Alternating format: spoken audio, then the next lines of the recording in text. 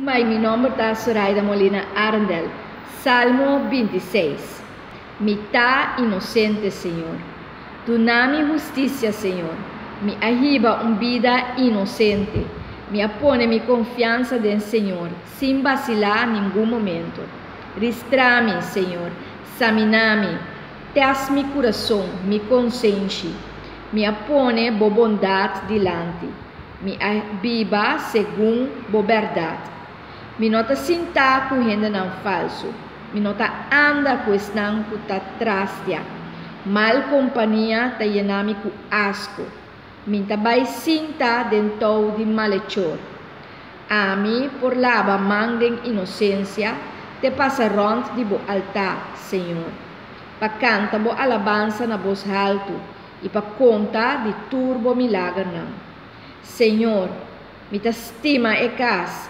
Caminda bo timbo viva, e lugar de viva de bo glória.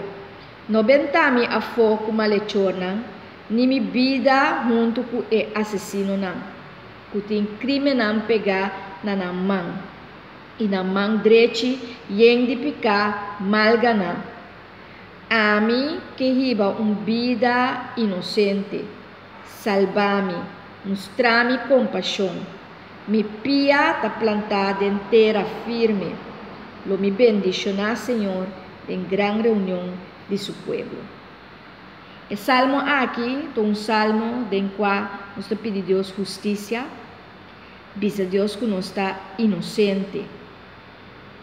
Inocente no sentido que nós que viva segundo a vontade de Deus.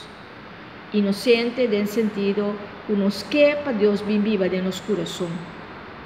Inocente no sentido que nós não que anda em coisas que está roubes, coisas mal.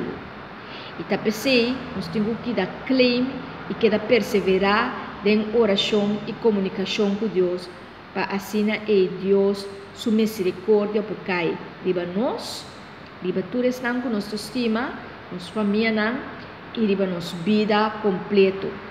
Então, ora a misericórdia cai e ora nós estamos completamente livres para nós seguir cada caminho do Senhor e fazer nosso propósito realidade.